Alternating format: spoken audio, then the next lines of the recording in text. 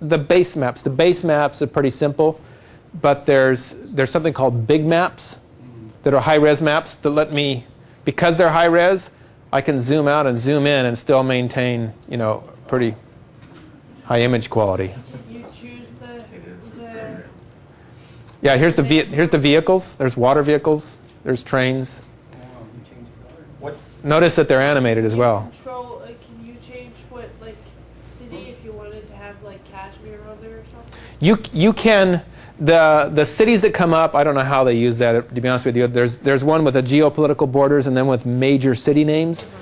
There is a text element, though, as well, that I can make my own name if I wanted to. So, yeah, but that's a cool one. And there's all kinds of elements for European vacations and whatnot. I'm just curious, Chet, does this work in all systems, right from the Avio all the way up? The Columbus 2 might require a minimum of 256 megs of RAM.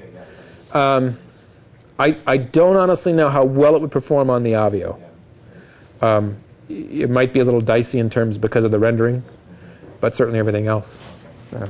Did you go Cron, then the Avio, or? Avio was actually developed first in terms of when it was created, but Cron is higher in terms of the performance level and the processing power and so forth. You're welcome. Okay, and then again, you get on my power key tips. There's several other ones that some people find useful. There's cut, copy, and paste, so I can control storyboard and cut, copy, and paste, and write it. And it's the same keys you use for computers: X, V, and C for cut, copy, and paste, right inside the storyboard. So, some cool capabilities. All right. Any specific question about power key that I might address? V. I think because P was already taken by print, and that's. And V is probably Latin or something for paste. Waste, yeah. Waste. You must waste it. Okay. Another questions about power key? Yes, no. All right. We're going to do it. I'm a little bit behind schedule editing HDV.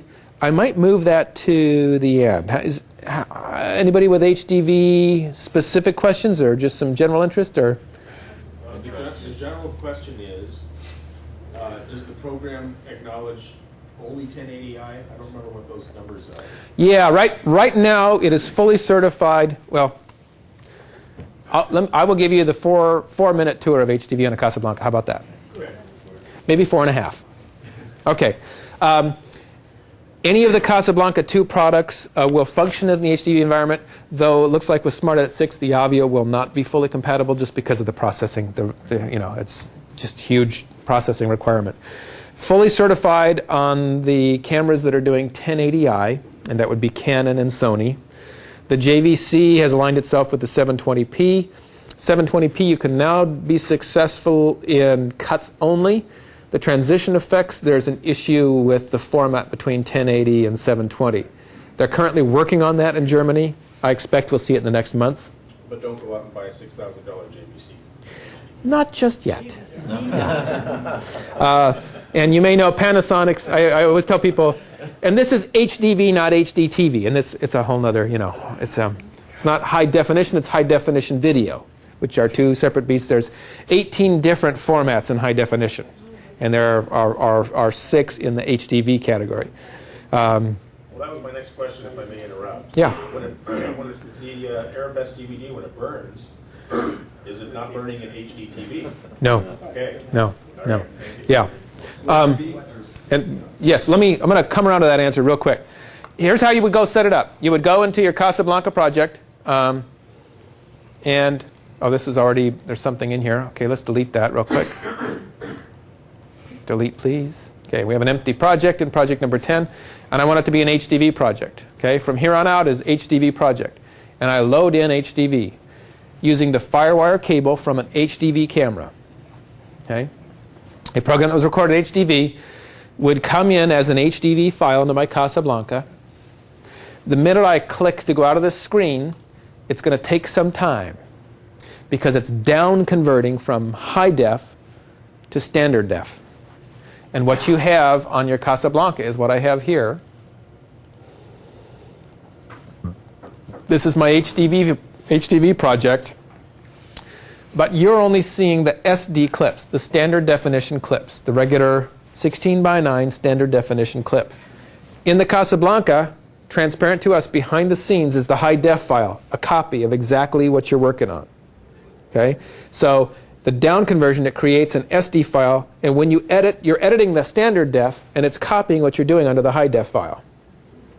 The beauty to the customer is that the interface behaves largely as you've been behaving before. I mean, it's just, I'm right there. He's sniffing me. That scared me. But again, I knew I didn't have to outrun him. I just had to outrun the next closest human. So this isn't standard right now? This is standard def, yeah. Shot in high def, down converted to standard def. And again, the beauty is the workflow, the speed that I'm spending is largely what I'm used to. The exception is if I go to make new scenes and clips, it will do the standard def first, then it may take longer depending on the intensity of the clip I'm working on. Not all of the software is compliant with HDV yet because of the differing aspect ratios. Okay? The big question is when you're done. Here's when you're done. You've got different ways to bring that high def file out.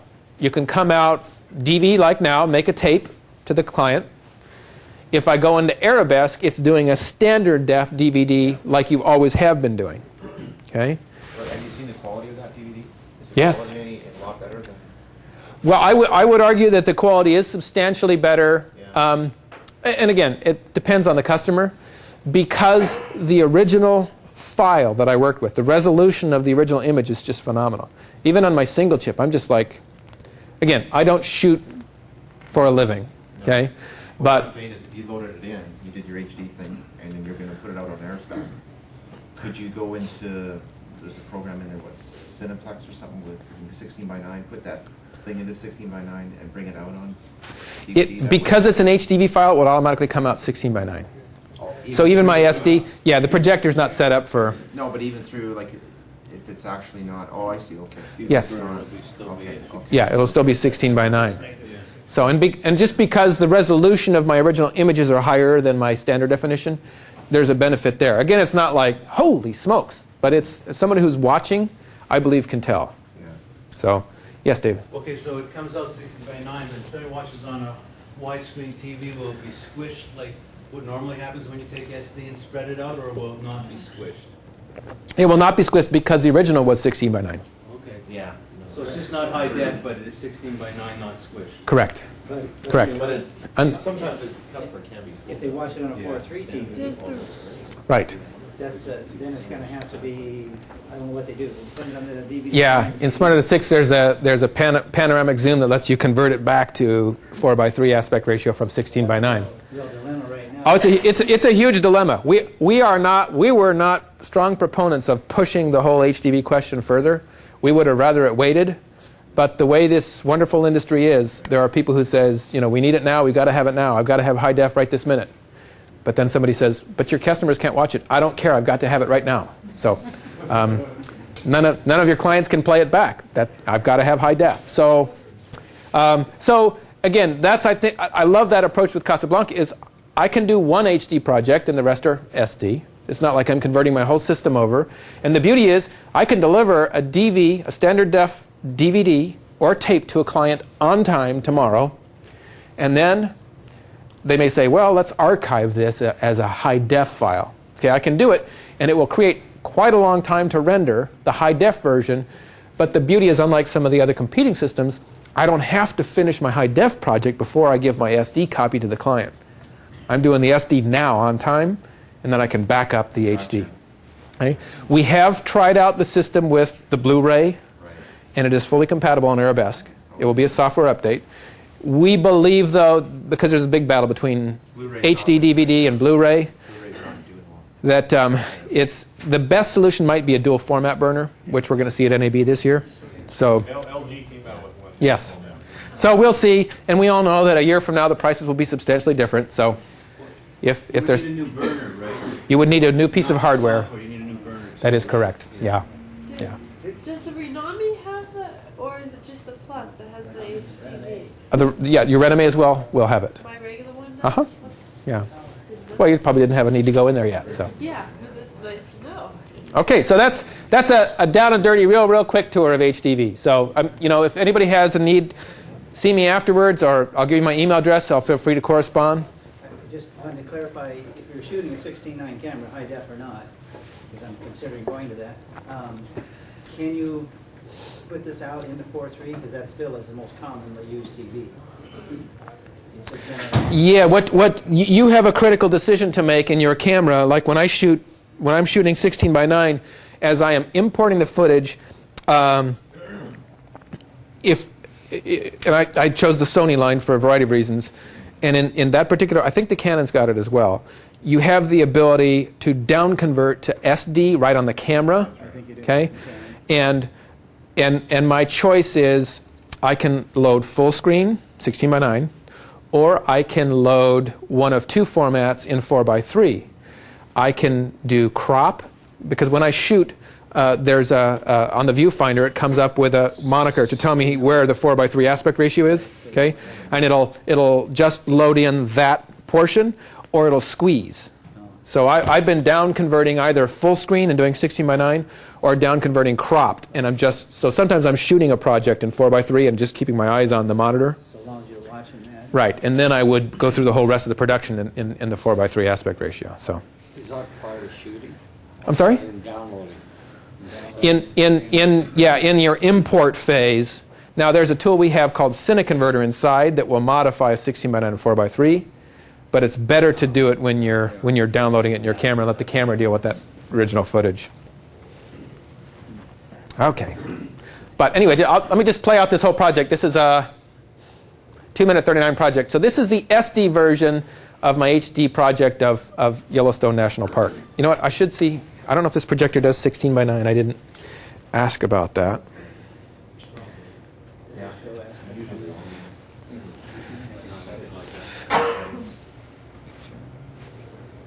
Holy smokes. Okay.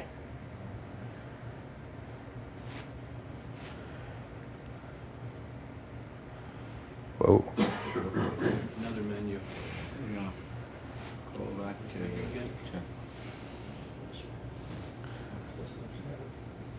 Settings? picture. I'll get there. Third time's a charm. There. There you go. There it is. Aspect ratio. Yeah. Aspect ratio. There it is. 16:9. Hey. And, select. Holy smokes, there we go. Okay. Also native, wouldn't it go on native too? Because it takes off the fact that it's on 16:9? Depends how well they're shaking. Actually, storyboard changed too. Yeah, storyboard changes. Widescreen. So let's see the difference. For those of you who are new to where you start to see the difference is on the small details of things. You're going to see shot like with pine needles and the flower blades and the water. Sometimes it's challenging for folks unless you're doing a side-by-side. But if you do, it's...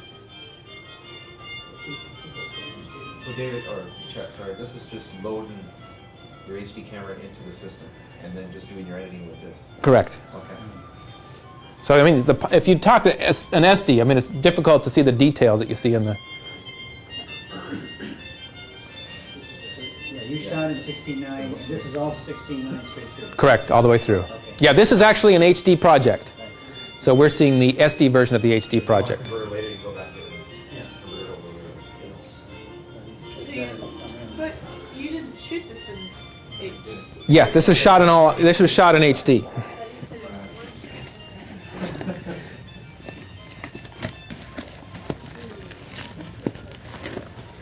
Yeah, for those hobbyists or pros, look at HD.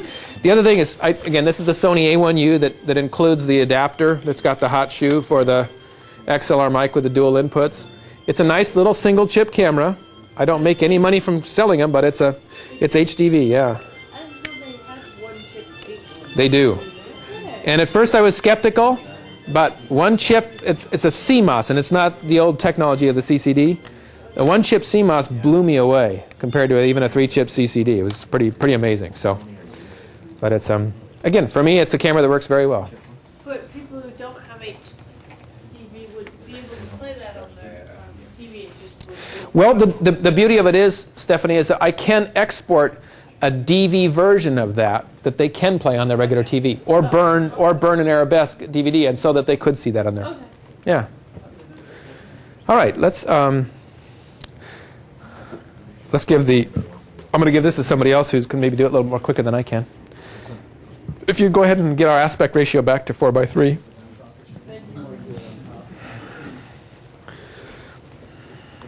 And I think, we got to jump in. Let's do a little bit of Photo Studio 2.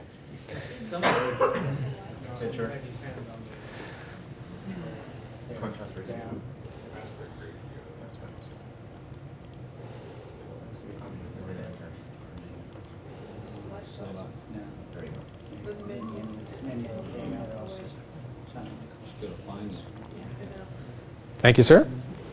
Well done. Okay, Photo Studio 2 is if you, again, do anything with JPEGs, with still photos and video, Photo Studio 2 is cool stuff. Are you coming out with a free one yet? Not that I'm aware of. She was pretty good. Yeah. See how it could That's get right. better, but it always seems. They're probably working on something and they surprise me with it next time I see them. One thing I think should do better is to be able to render all the animation at once instead of. Yeah, I get asked about that. That's a common request. Okay, but since it's fast on the Renomi, I don't mind it. That's true. I have more basic questions about it because I just got it. Okay. Why does it squeeze? It appears to squeeze on the left and right axis. Are you using a dual monitor setup? Yes? Okay, I'm told there is an issue that still resides with some people in a dual monitor setup in Photo Studio 2. Okay. But this Go back to is- single monitor and see if it. When I'm viewing it in the finished project, Right. on the television screen, after I burned the DVD, Right. it still has squeezed. Okay. I'm going to show you one setting, but if this one setting doesn't work, we likely have an issue still with the dual monitor setup on your Photo Studio 2. So do a couple scenes and see if that changes it that way. But let me show you the other setting that a lot of people who are new to it aren't aware of as well. Okay. Okay, I launched Photo Studio 2, and it's a totally different menu. Its one and only purpose in life is to take high-resolution photographs or still images and let you create a video fantastico with it. Okay? One of the things that I like about it is it's not only that you get to bring in images from a digital media card, but you can also bring in JPEGs off a CD.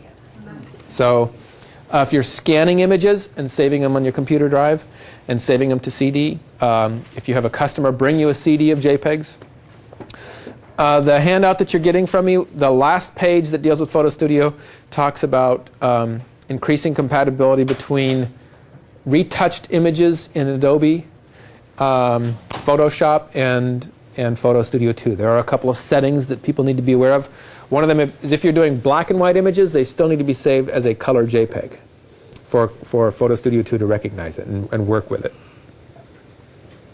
So what it's doing right now, it's looking at all the photos on the CD,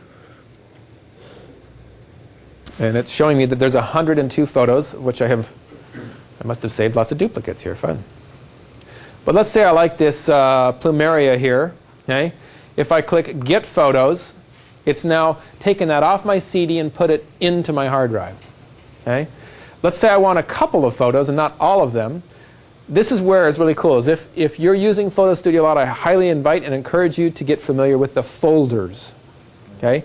I'm going to create an empty folder, and now I can click and drag and put images in there. They go in the order you click on it? No, I'll show you that as well. Okay? And you open that. You can do a date filter or a source directory. First, what I would do is I'd load them in. And I want, with that folder selected, I click Get Photos. Now it's going to download all 4 of those photos into the system. Okay? Anything, and it tells me, see how it tells me those green dots? Those have been loaded onto the hard drive. Anything I'm doing here is not a permanent change to my client's original photos because I'm just reading them off of a CD. I'm just bringing them into my hard drive. Okay? And if I'm done with that, okay. You also have this management button that lets you, are you looking at them small, medium, large? So you can decide what works best for you. Now that I've gotten some photos, we go into the sort window. So there's the medium size, there's the small. And we have very small. You can see that I have a lot of photographs here. So here, here's the folder we opened just a minute ago. Okay. As you're looking at photos, in the Get Photo screen at the very bottom, center, is a choice between reading a date filter or the source directory. Okay. The source directory is particularly important is if you named or numbered your photographs, it will read them in the series that you originally stored them. Where did you do that? In the original screen, in the Get Info screen, down here is a source directory button. That's And where it was off? Or you yes, took off? yes. Okay, that So you can load them depending on the different. Turn it off. I was that Yeah. always annoying me. They were all in these jumbled In different, up yeah, messes. yeah. That puts them all back into order, aligns them. I no longer need this folder, so I can go to Special and remove the folder but keep the photos. Okay, so you can use the folder to like move things around in your house. Okay, once we're here, well, that's all the folder stuff. You can take an image and rotate it. I'm trying to find if I've got one that's at the wrong.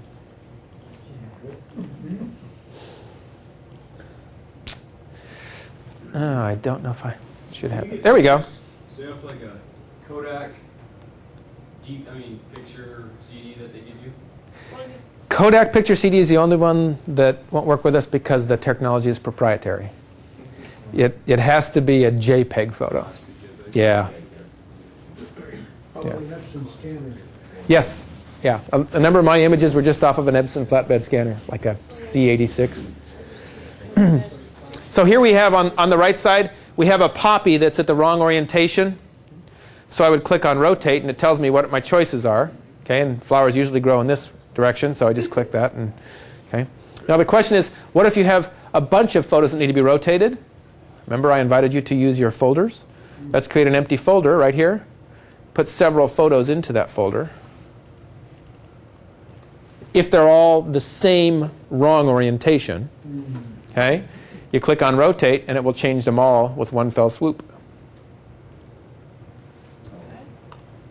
Done. And it's that quick. So just change them all and then I change them all back again. So you can use that folder to grab and move and kind of process things around. So let's remove that now, and now we're done.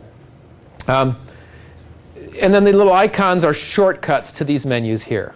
Okay? Sort is the first menu, kind of showing a close-up. Now there is a little hidden button that some people are not aware of.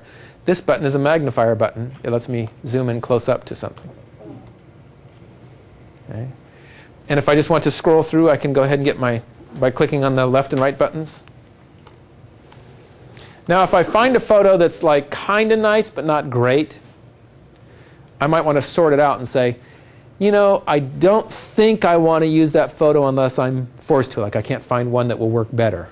So I'd sort it out. Okay? What happens with sort out is Photo Studio 2 creates a separate folder called sort. I think so too. I'm used to working in small.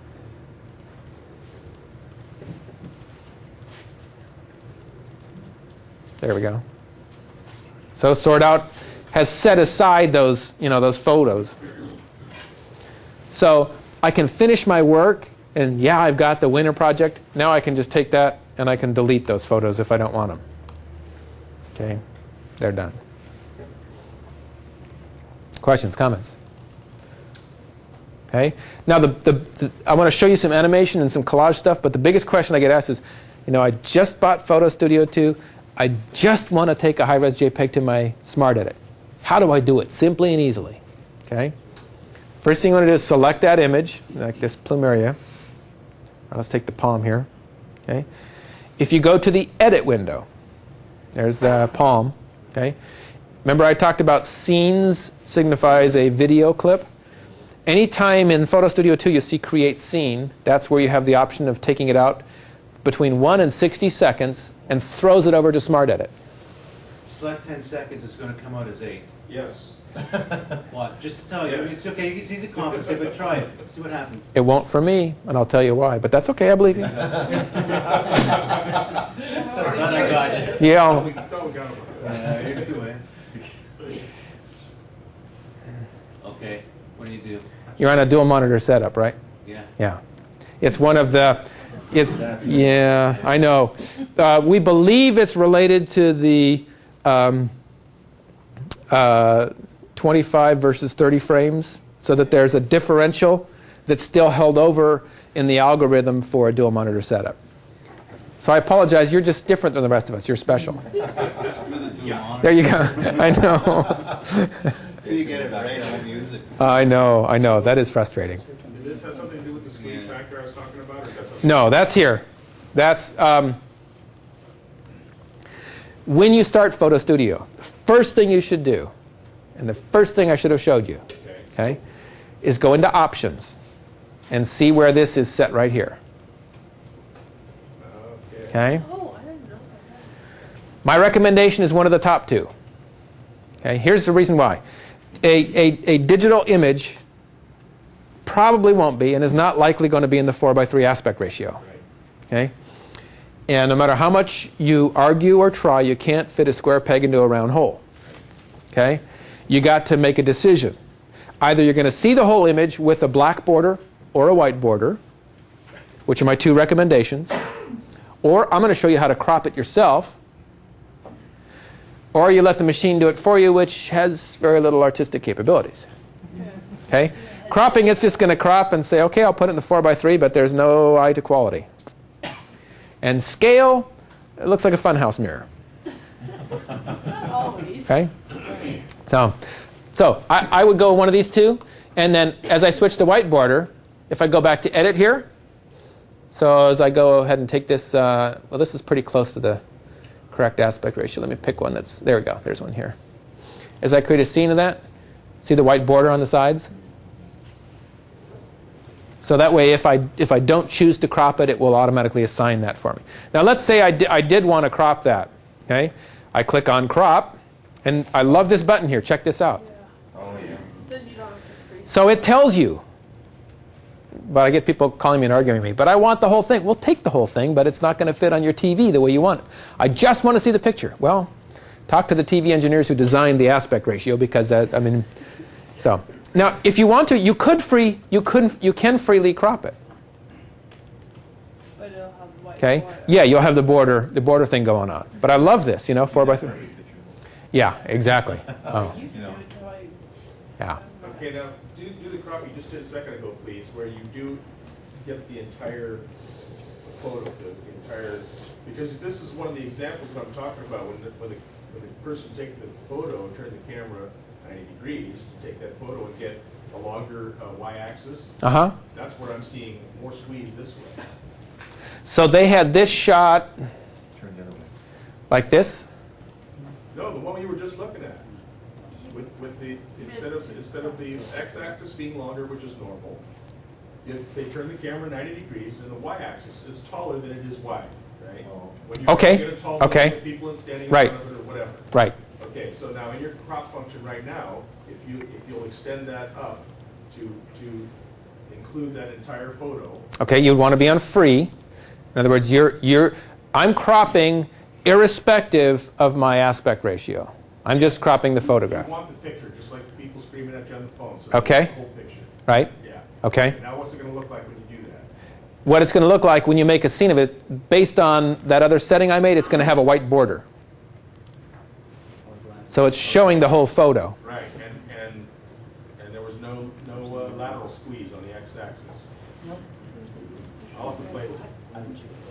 Because it made the people look skinnier, which of course some people said, Hey, that's great. 10 pounds off you. There you go. That's your special package. Yeah, right.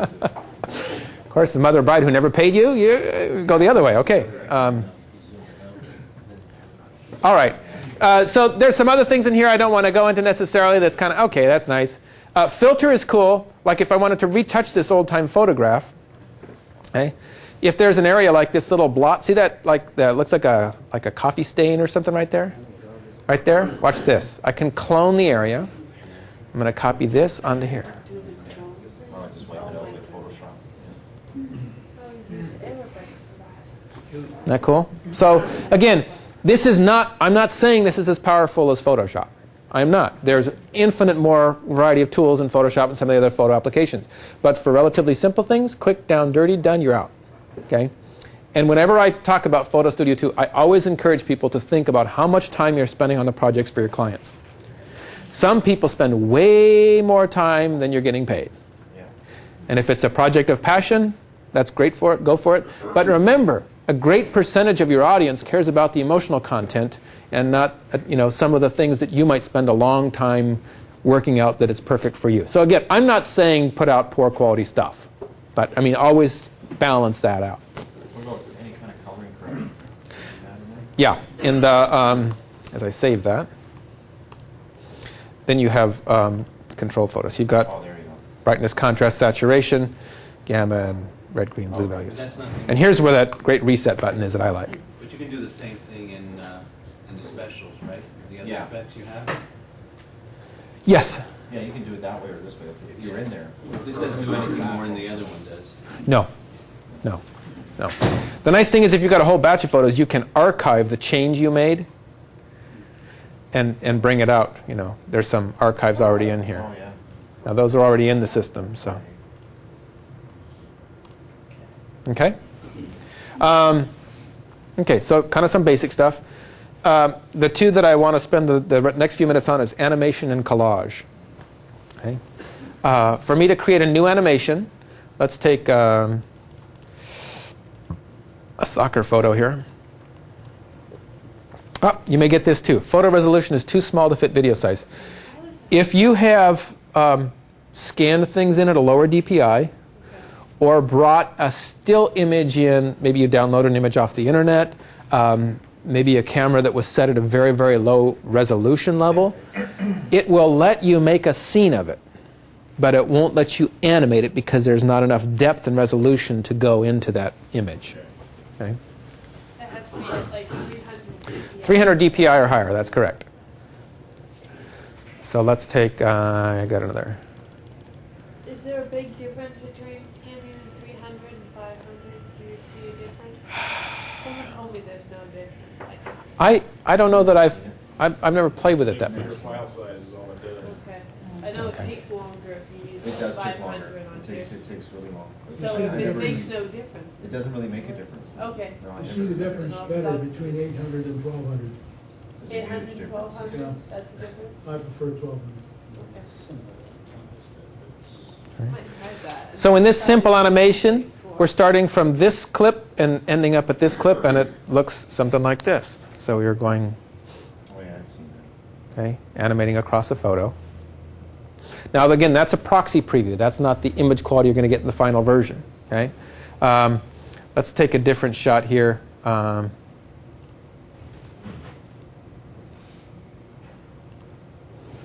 So let's say we're going to start with a close-up shot of this single player and push out to a wide shot. Okay, so we click on that box and we can move it, and we can even just click on the image itself, or we can go into edit, and it will allow us to kind of fine-tune that. Now, you're doing this on the final product, or Chet, you're not losing any resolution. Is it? Excellent question. Because I am still in Photo Studio 2, you're always working with the high-res JPEG. It's not video resolution yet. Okay. So we're still taking advantage of the higher resolution image. Recently, some of my photos when I've been doing this have been hazy as it does the animation. Just some of them. I don't understand. In the final version or in Should the? I like reinstall it or something? Uninstall it or something? I've not heard of that. But in the final version or just in the preview or? Both. It's just the photos Just in the some of first them. place are out of focus or not well done. Well, here's the other thing, Stephanie, that I will say. Again, there's the only, the free universe thing that you only got so much. The farther you zoom in, Well, yeah. okay? I understand. If you go past the factor, usually if you go past a factor of 1, you're going to start to see there's some level of pixelation. I mean, That's not supposed you know, to happen. kind of look like NASA footage here. It's So, getting like fuzzy. okay, yeah, I'd try a soft install, but send me an email. I'll ask support. I've not heard of anything related to that. Well, maybe I'll just like delete everything on that and start, Okay. like you said before. Sure. Couple of quick tricks if you use this a lot. By clicking on a clip and going into edit, you can ask it to zoom all the way out by clicking minimal and center, and it centers up the image relative to your screen space. Okay? So it gives you kind of an optical center. And this is so it starts on the tight shot of the player and then comes out to the wide shot. Now within this you have a lot of variables. Do I want it to pause before the animation begins? Do I want to pause at the end? And I say yes, because I'm going to do transitions in the final window. Okay? Is there a way to make it so it would automatically not have pause and then pause out? Because I never use that. No, it's always set at, do it yeah, every time. it's always set at the 1 second default. If anyone mentions asking about improvements, tell them to let it That's so the you one, can huh? default to it whenever you want. Now when I'm creating this, it's not only rendering my animation, but again, because I clicked on create, it's sending the finished piece out to the scene bin. Okay? So when I go to the scene bin, there's my finished animation piece. So now it's in video resolution. And it doesn't have to be linear either. You can make that a curve. Right. Yeah. In fact, as you know, you can get very creative with exactly what you want to do with this piece here. We can start on that wide shot, and then we're going to put another camera move in. Let's say we want to sweep across over here, and let's make that zoom. Going to see this player over here, and so you can create a motion path that goes a variety of different ways. So we're on that key player, and the difference between clicking on the line, that just allows you to shape the motion path. But when I added a camera move, it lets me pause on that particular subject. So I can pause on subject 1, move over here and pause on subject 2, and then move over there and throughout. Otherwise, go ahead. Well, throughout that whole segment where it's moving. Yeah, so you're doing that. This is just shaping the line. Okay, See how it's a smaller circle? Yeah. So it's going to pause on each one of those. Not on this one, because that's just a line shaper, what we would call a waypoint. That's a key point, or your keyframe. That's where you have the option, when that's highlighted, you have the option to modify how long it pauses and how long it moves. I missed that, Chet. I haven't added a camera point like that. Okay. Where was that? How'd you do that? Just new? Sure, yes. So by clicking on new, it places a new camera point, and that allows you to do the On a line to change the... Exactly. I didn't know that. Okay. Questions, comments? All right, here's where the real fun begins, and I know you're just excited. Okay, let's say you want to build a collage. Now, when most of us think of a collage, we think of something like this. A couple different photographs. Okay, that's my son playing t-ball. Every time I see that, I think of that John Fogerty song, Put me in, coach. Put me in, coach. And so here's what you do. You would simply click on New, and let's open up the folder, and I'm going to grab an image.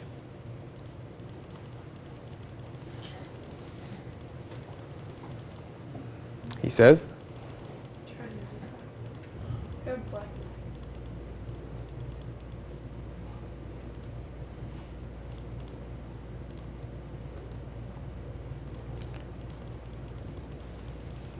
Got a lot of soccer. Where'd my t-ball guys go? There we are. Okay, so there's another t-ball shot. You click OK, and so there's your image. Okay, and you position it wherever you like, and you size it. It maintains the aspect ratio of the original image, but I have the capabilities, check this out, to rotate that box on the free plane. I can assign that image a border, as well as a drop shadow. And then I can send that image to the back or the front. Okay? And they're all free positionable. Is there a way to, probably not, but to make it a certain size so that if you wanted to put 4 on the page a certain size, you wouldn't have to reshape them every time? Is that a possibility? Yeah, once if I have a template set up like this and I like this layout, okay, what you would do is you would just click OK. You'd create that, and then the next time you want, you could copy it. Okay, so you have 2 of them. Go back into this one and go to Edit, and then by clicking on a box, okay, what you want to do is you want to. Am I thinking of something else? Yeah, I know I've seen that. Why am I? There it is. Yeah, change photo. So I knew I saw it somewhere. So now I can, so now I can build a different thing just with soccer. So click on that, change photo. Because of this, I always use picture-in-picture to easier if you just change it. Yeah. So in a very short period of time, if you've got your thing all set up, you got really cool. Is there a way to use frames from Border X or anything like that? There is not. I mean, well, there's always, yeah, but no, not yet. Now here's where the fun really begins. So, okay, I made that little collage, and that's nice and sweet. And then creating a scene, we'll put it out to my scene bin. Okay, over in Smart Edit. But what if you wanted to animate that collage? Okay, well, you can only animate photos. So we're going to take this collage and make it a photo by clicking the Create Photo button. Then we just go over to the Animate menu, say I want to make a brand new one. And anytime you make collages in Photo Studio 2, it being Photo Studio 2, will create a new folder for you called Collages. So here's all the collages I've made over time. And there's the one we just worked on. So now we can take that and animate that. So let's say we want to start out widescreen. Let's go minimal center.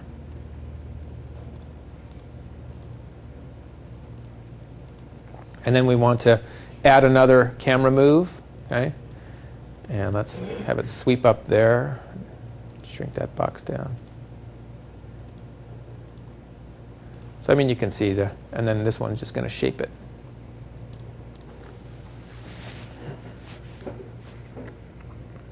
And because that's a camera move, it's going to pause there for a moment and then go on out to the next shot.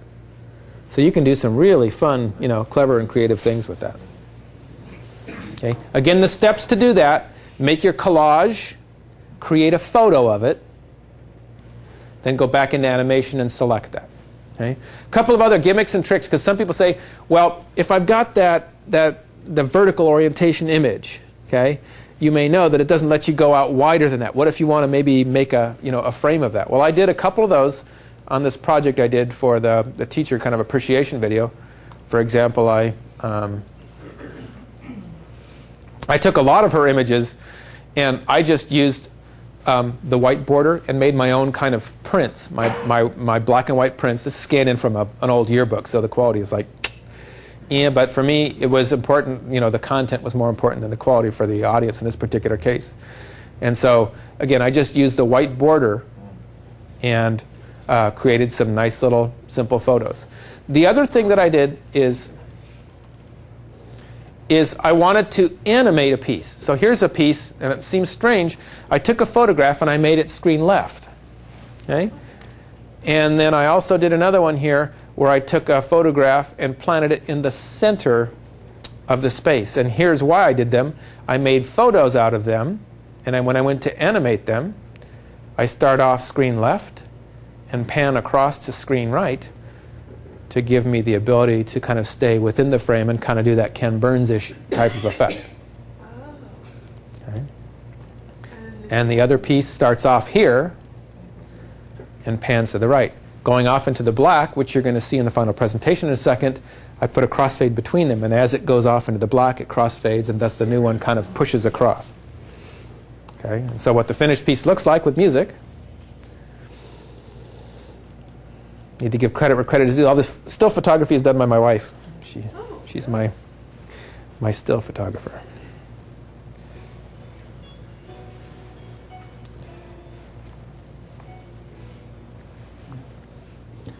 That's Border X2, and I just brought in the still image. Thank you. So this one is just a simple tilt up as I started at the bottom of that pond you saw a moment ago.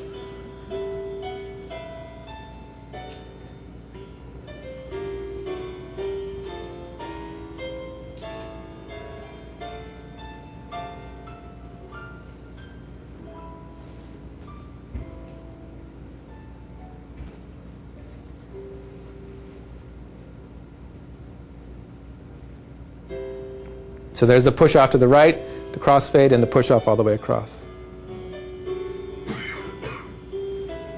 The texture of the screen gives another nice effect. So that's right. That's the super package. So the other thing that I like to do sometimes, it was fun, at the end of this piece, You're going to see some of the gourds at this pumpkin farm we went to. A number of them are white, and so I chose to fade to white instead of the black, and so it's just this particular effect. I actually selected the white from one of the gourds as the background, and then just faded out to white. So, fun little piece. Okay, so that's a quick taste of Photo Studio 2. Any questions about some of the capabilities within the system? I've scanned about 200 pictures, all in the same virtue, but about 1 in every 20 would scan small, and I don't know why.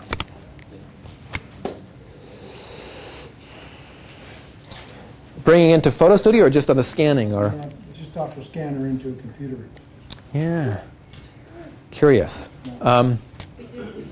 That I don't know about this particular settings. The one little thing I've learned is the different software scanner software developers sometimes have presets and have unique variables in their menu that sometimes can get interesting. The scanner you're talking about, Epson, works directly into a Casablanca? It does not. I scanned onto a computer first. Yeah. We're hoping in the next year to have that capability, which I highly look forward to. Other questions about Photo Studio 2? No. Okay. Our next topic on the agenda is kind of what's coming and what's new. So we're going to focus on Smart Edit 6, on Candy Factory, and then on Pip Studio 3D, and then time remaining I'll answer other specific software questions. So I'm going to go ahead and shut down and fire up on my new hard drive.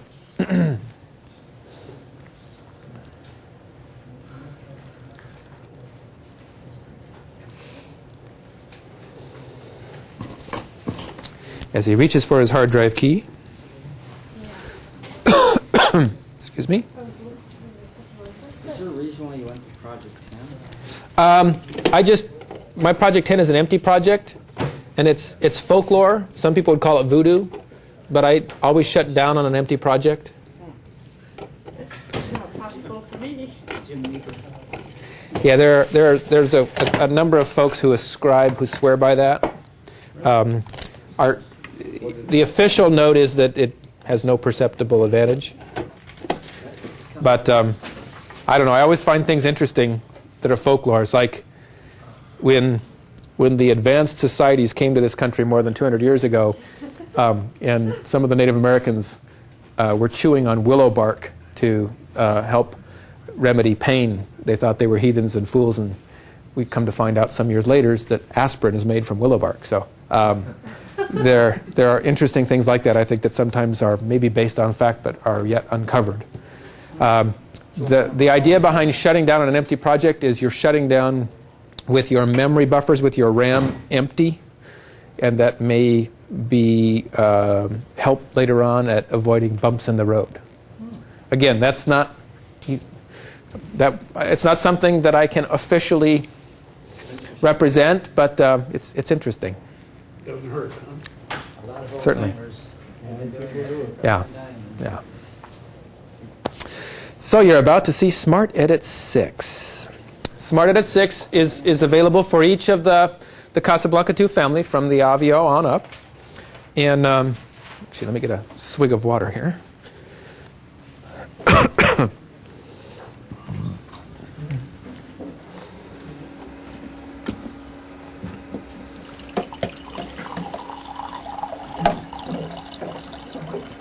Smart Edit 6 requires a minimum of 256 megs of RAM.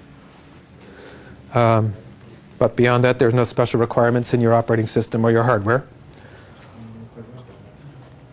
We're expecting a release of Smart Edit 6 somewhere around March, maybe a little earlier, maybe a week or two later. Say how much it costs. I'm sorry? It's not a free upgrade for Smart Edit. It is not a free upgrade for Smart Edit 5.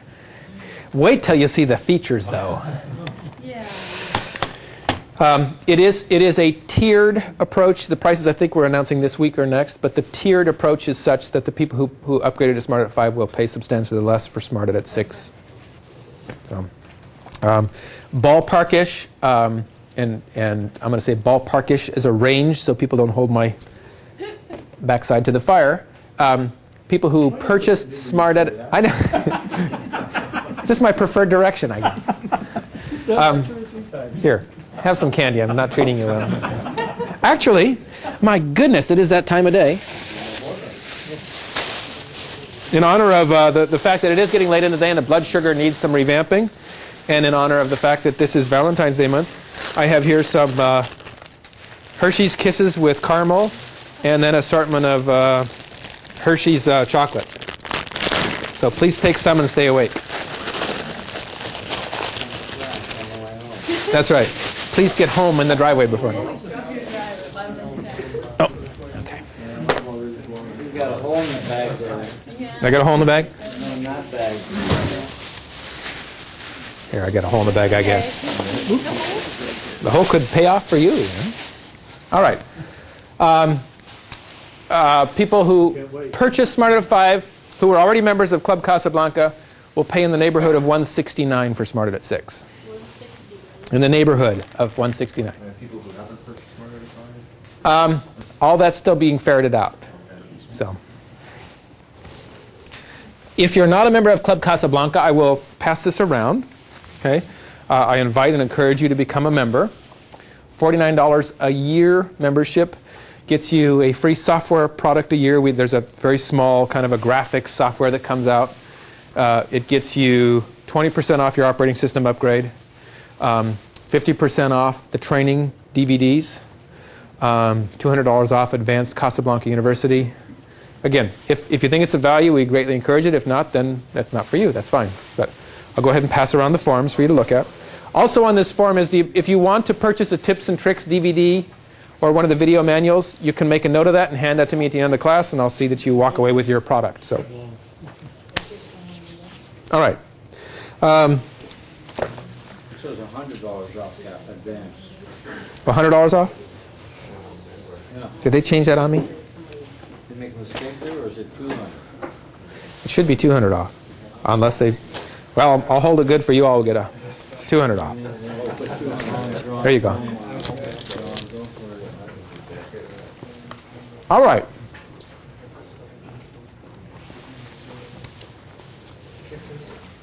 This is beta software, which means it's not released yet. So I might get the red box of death. But that's okay. Couple different, again, some of you may know, for our last couple of operating systems, you have the capacity, your system will automatically shut down on you after a period of time. You can deactivate that or change the amount of time. That didn't work for mine. I put the time, I thought it was, oh, is that where it's supposed Yeah. to be? This Because is- I used one of those other buttons. Oh, that's different. Yeah. And I'm like, That's this it here. didn't shut off for me. Yeah, this is different. This that lets you use your Casablanca as a TiVo. You can record the sunset at 5 in the morning without you being there. Of course, your camera has to be on. So, Okay. right. No wonder, I'm like, what's supposed to turn off? This is pretty cool. Project settings. You'll now have 30 bins, 30 folders instead of 10.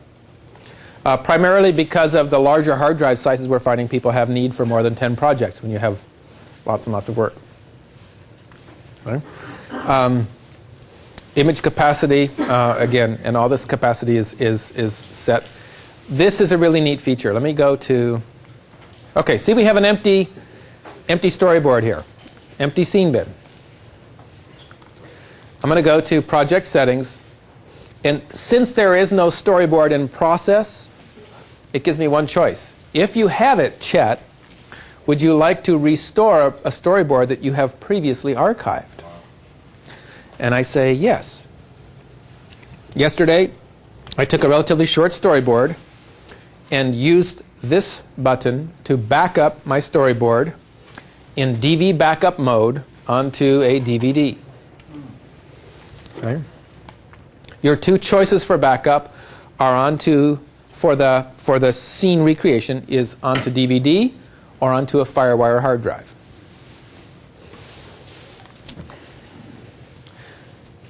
And that backs up scenes or storyboards? Everything. The whole hard drive? The whole project. The whole project relative to what's in the storyboard. Okay, so let me bring it in, then let me answer that question one step deeper. So it's bringing back the scenes that were in the storyboard along with the transitions that were in the storyboard and the scenes in the scene bin associated with them.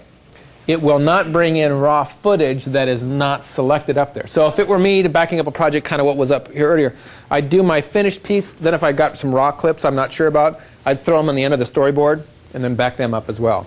What about the master clip? Only it's in the storyboard. So the master clips are gone, even if they're part of the scenes that we use? No. I mean, and here you have the choice. Do you want to just add it to the storyboard or both? I want both. So I click OK. Bada bing, bada boom. Whoa, it's wait, were there transitions there too? Yes. It added that? Those were saved from the original storyboard. That is cool. That is cool. Right? So the other neat thing, this clip here, and I don't know if this is beta version, this here is the sum of everything, all the separate clips I have going on. So you have like one brought all the way down to the bottom. So now when we complete a project, we can store all that information on DVD and just reload the project anytime we want. If the client Yes. 6 months later comes back and wants to change. Yes. However, comma, isn't that always the case? I'd rather be honest than have you disappointed.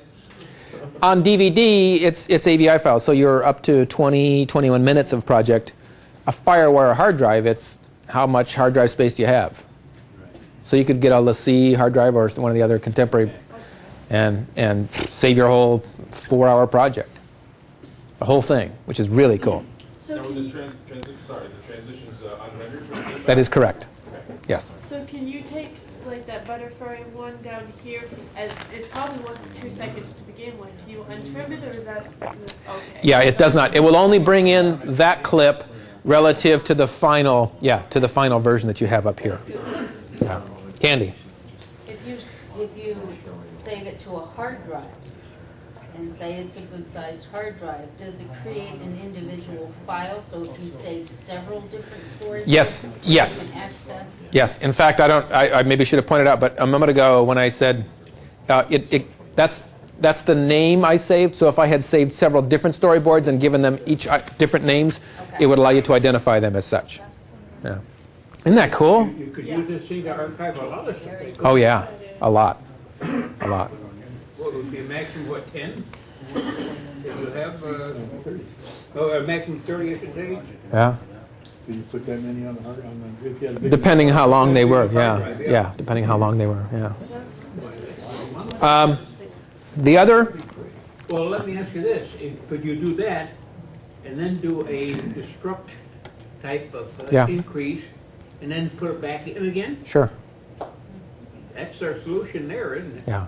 Yeah. It's a huge step forward.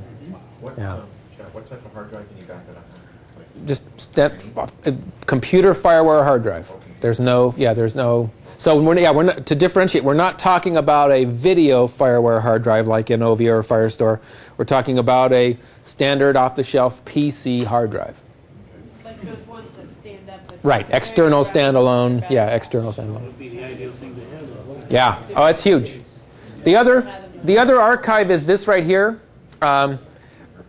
This button right here is the ability to back up and restore your archives. Now the archives, remember when I went in and I did some custom titles and I saved them?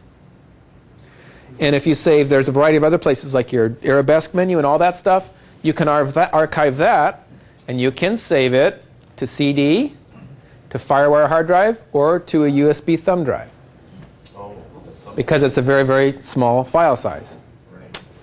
Okay? So you can put those same archives on multiple hard drives, save it for clean installs, for all those capabilities. Saving like the font size and color. Yeah, all that custom stuff that you create. Yeah, That is cool. yeah, I love that. That's worth the price of it alone, isn't it? Yeah, yeah, for people that do a lot of work, it's, My question. I think we're undercharging, but that's okay. Quickly, restore that onto a DVD.